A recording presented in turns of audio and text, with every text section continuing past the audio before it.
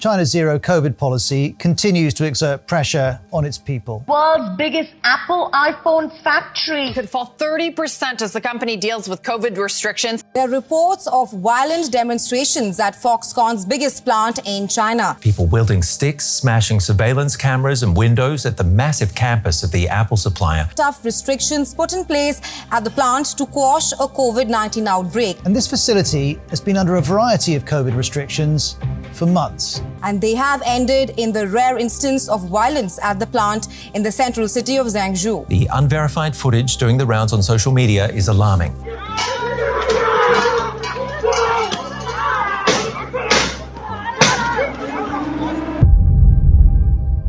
This is the mega factory in China that's responsible for around 50 to 70% of all the iPhones in the world. Its nickname is iPhone City. And these are the people who make our iPhones. In late October, a single COVID case was detected among the Foxconn staff. And according to the Chinese government's zero-COVID policy, that meant the entire factory had to go into lockdown. Most Foxconn workers live in filthy dorms on the factory grounds. Filthy conditions, garbage piling up in the hallway. The factory plunged into chaos. Videos showed workers scrambling, fighting to get enough food and supplies. And thanks to the lockdown, they were locked inside these dorms with no pay and little food. They've been complaining online, saying that the conditions at the factory have deteriorated, that they're low on food as well as medical supplies because they live and work there. And then also a lot of the people have been quarantined there.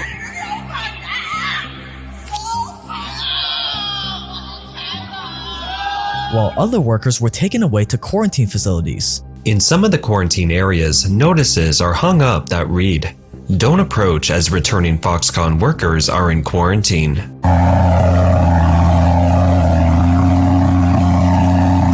This is November 3rd, Foxconn dormitory. Look at so many people wearing white and those with suitcases. They are the ones being taken away for quarantine. They were living like forgotten prisoners. No one cared if they starved, got sick, or couldn't contact their families. Life became unbearable. And after an entire month of being locked down, the dam finally broke on November 23rd, 2022.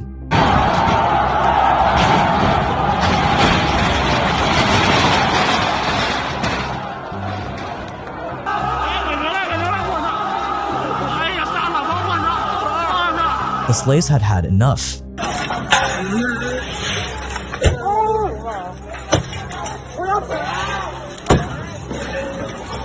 Some workers escaped and walked hundreds of miles to their homes.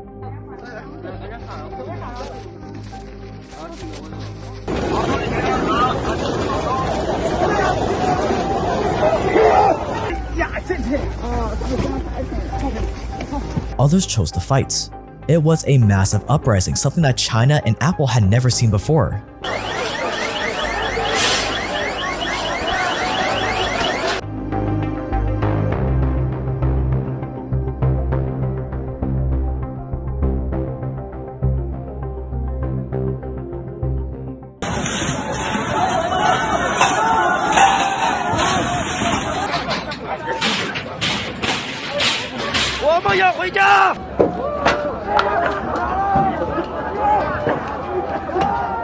But this is also happening at a pretty critical time for Apple because it's preparing to launch its new iPhone in the next few months. How much will this disruption affect production? So the number is expected to be slashed by as much as 30%, even though Foxconn is trying to shift the production to its hub in Shenzhen, but we don't know how much that can actually make up for it. And with the rollout of iPhone 14 expected at the end of the year towards the holiday season, this could eventually and potentially have a lot of impact on the global supply.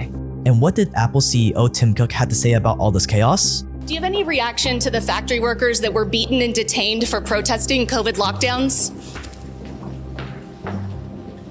Do you regret restricting airdrop access that protesters used to evade surveillance from the Chinese government?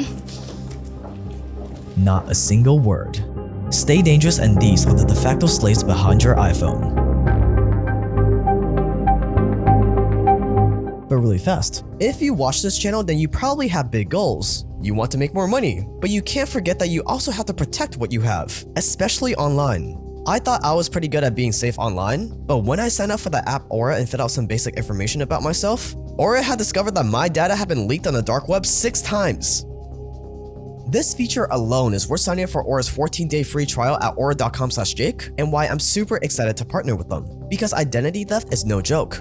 Someone gets their identity stolen every 14 seconds, and the average cost to the victim is $1,000, on top of all the time and stress you waste on the ordeal. Which means in the time I've been telling you about Aura, 3 of you might have had your identity stolen. And what I love about Aura is that this is far from the only feature they have. Typically, to stay safe online, you have to pay for a bunch of different cybersecurity apps. But with Aura, it's a one-stop shop. Aura monitors your credit score, they have a password manager, a VPN, antivirus software to scan your computer, and more, all in one affordable subscription. Like this recent alert I got about how Aura automatically asked one data broker to remove my personal information. So start protecting yourself online now and get 2 weeks of Aura completely for free by going to aura.com/Jake with the link below. You will be shocked at how much of your private information Aura finds exposed over the next 2 weeks. That's aura.com/Jake for 14 days free. Thanks to Aura for sponsoring this video. The world's largest iPhone factory in China. Foxconn plant could fall 30% as the company deals with COVID restrictions. Protests at the main Foxconn factory in China are intensifying.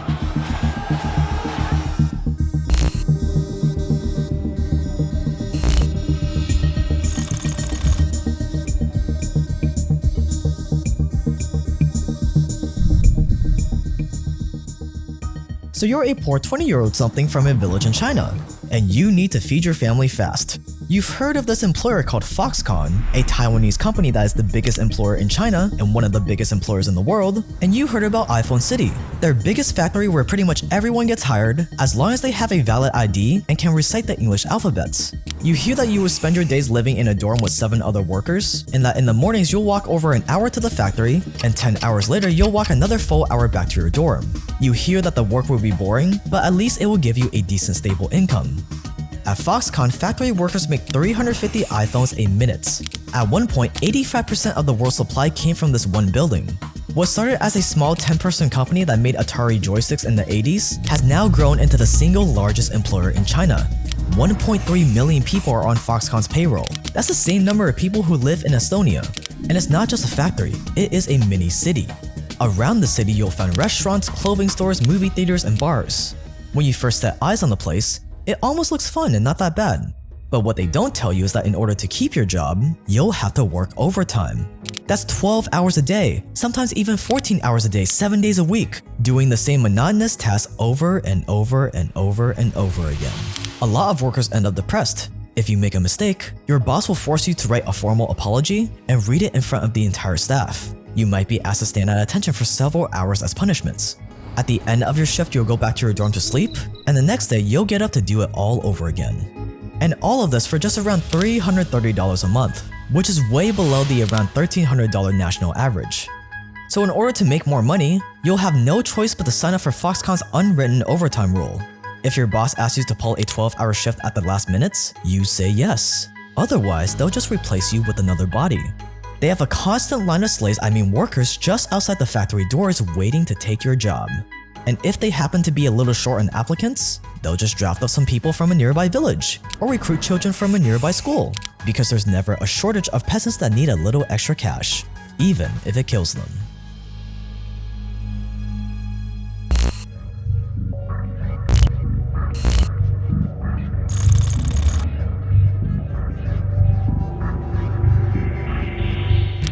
We're at Foxconn, the world's largest contract manufacturer for electronics in Shenzhen, which has been shaken by a series of worker suicides. A confused and grieving family wondering how it could have ended like this. In 2010, a sudden string of suicides took place on the Foxconn campus. Sun Dengyong was one of the first. Sun was accused of stealing a prototype model of the iPhone that had yet to be released.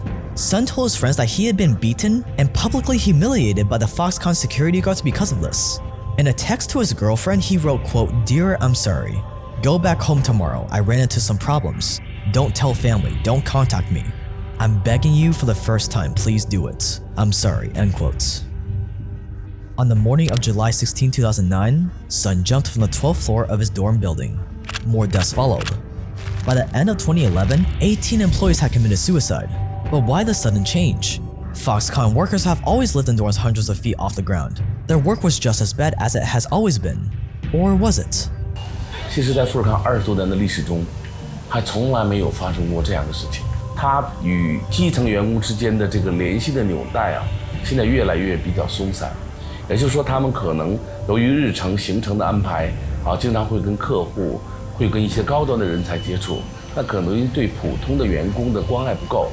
我们的管理是不是直接导致它？目前我没有发现这样的证据，但是可能从我们的角度，就像您刚才所说，为什么会频频的在这样的一个区域发生？这是我们要检讨和完善的。See, this string of suicides lined up perfectly with the growing popularity of the iPhone. Apple was putting in big orders, Foxconn management was getting distracted by bigger problems, and the workers were being ignored while being forced to work insane overtime. These deaths were not good for Apple, so they must have done something really big to fix the problem, right? Why, yes they did. Enter suicide nets.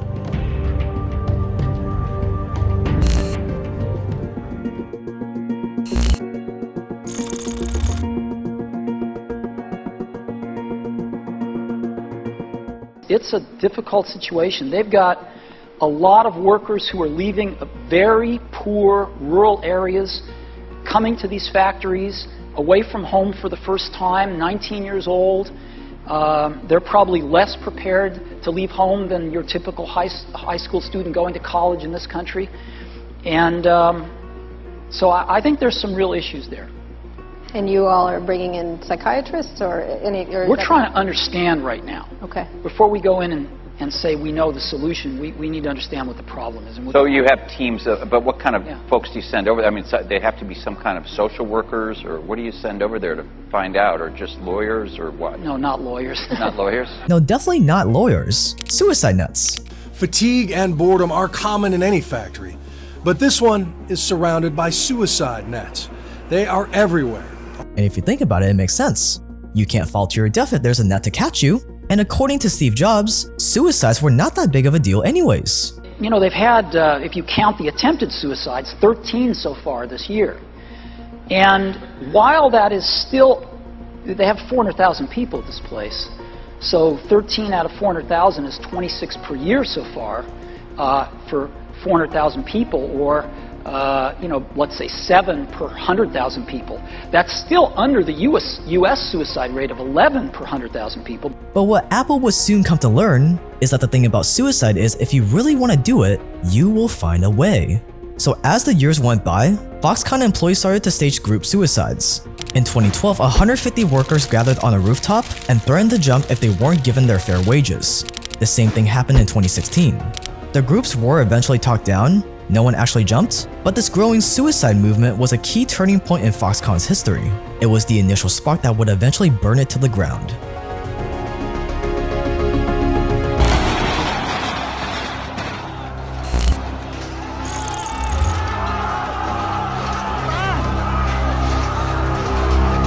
This is what the Foxconn plant looked like on November 23, 2022. And this is why. These workers, they've been angry about wages or angry about dirty living conditions and chaotic COVID rules. It's unbelievable this would happen inside China, says a Foxconn worker who was there. He also claims thousands like him didn't get sick pay when they were stuck in quarantine with COVID.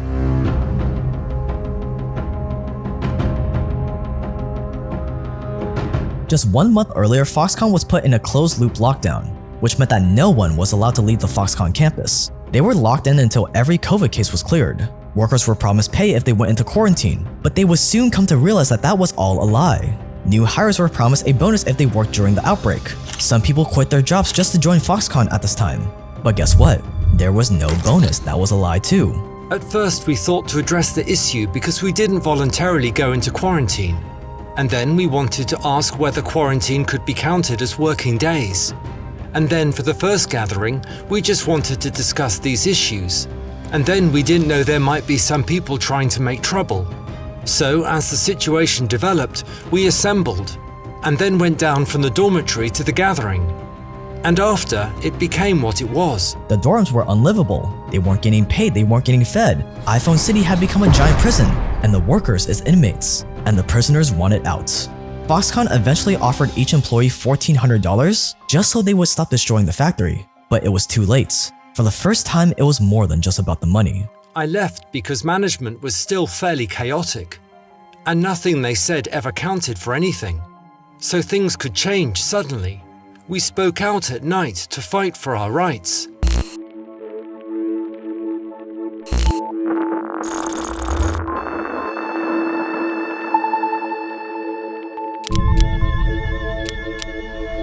As a result of this uprising, Foxconn found itself having trouble getting enough workers to operate the assembly line. The company reported that it was short around 100,000 workers at iPhone City. 100,000 workers! And because of that, Foxconn CEO sent a letter to Xi Jinping. A letter that warned that if the Chinese government didn't relax their zero-COVID policy, it would threaten China's bottom line. Weeks later, Xi Jinping actually agreed, and China started relaxing the lockdowns. And that, ladies and gentlemen, is just how powerful Foxconn is.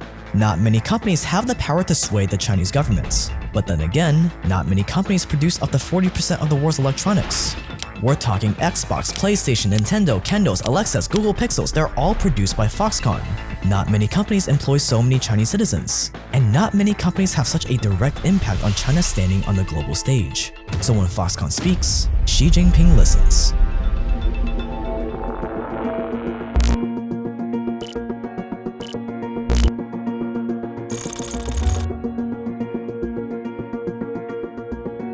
Why is Apple so comfortable having pretty much slaves in their supply chain? The easy answer is profits, which is true, but it's not the full story. See, Apple employs these de facto slaves not because they want to, but because they have to. Apple would literally be out of business if they didn't. See, iPhone City employs around 350,000 people. Since they make around 50 to 70% of the world's iPhones, we can assume that there's around 350,000 other workers elsewhere making the other half of all the iPhones. So 700,000 workers in total. But that is just for the iPhone. Apple also makes a lot of other stuff like AirPods, MacBooks, iPads. So let's bring that total worker count up to, let's say, double that at 1.4 million servants. Let's also assume that these 1.4 million servants are all getting paid around $330 a month, or around $4,000 annually.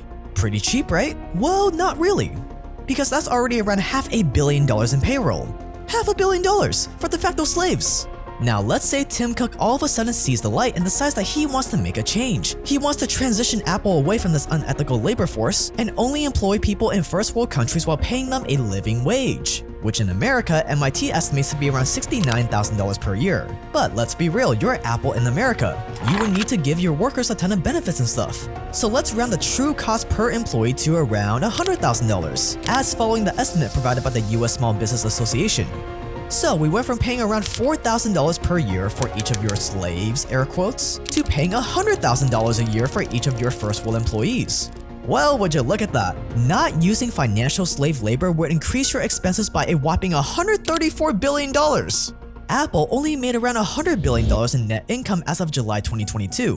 Which means if Apple took this ethical route, they would go from making $100 billion a year to losing $30 billion every single year. In other words, they would be out of business. Which means Apple's entire business model is dependent on de facto slave labor. They can't live without it. And the scary thing is that it's not just Apple. Run this same kind of logic on most of the biggest corporations in the world, and you'll realize that they're all dependent on de facto slave labor. None of them would have been able to scale to how big they are today if it wasn't for de facto slave labor. And that, ladies and gentlemen, is the secret of the world. Slavery. See, it used to be that you would need a standing army to conquer a territory to enslave its people with whips and chains, like the Roman Empire did. But today, slavery comes in a much more sophisticated form. It comes in the form of debt, of outsourcing, of globalization. And every single powerful government and corporation have become masters at this game, just like Apple has. See, slavery never went away, it just changed forms, and it slipped right underneath our consciousness. And the elites have worked very hard to keep it that way. But not anymore. Because once I realized all of this after years of researching these videos, I knew I had to expose all of it. So I compiled all my research into my greatest body of work yet, Financial Slavery Masterclass. 20 plus lessons all narrated by me in the same addictive documentary style format you've come to love. all centered around this fundamental secret and how you can use it to gain more wealth and power for yourself. There has never been a course like this made. I've spent the last 6 months of my life working on this. It's why I haven't been voicing the videos recently, and you are gonna love it. So scroll down, click the link below, and watch the first lesson for free right now. And I wanted this to be a chance for you to make money right away too. So on top of all the life-changing knowledge you're gonna learn, you're also gonna be able to earn around $100 for every person you refer to the masterclass. But that is not the special parts. The special part is that just like Andrew Tate's Hustlers University affiliate program, where some affiliates were making upwards of $11,000 a week just from posting clips of Tate's, I also provide you with step-by-step instructions just like Tate did on how to take clips of my videos, edit them into TikToks and YouTube Shorts so that you too can go viral and get sales. Tate only paid his affiliates $25 per sign-up, but we're gonna pay you 4 times that at around $100. So scroll down and click the link below and buy now.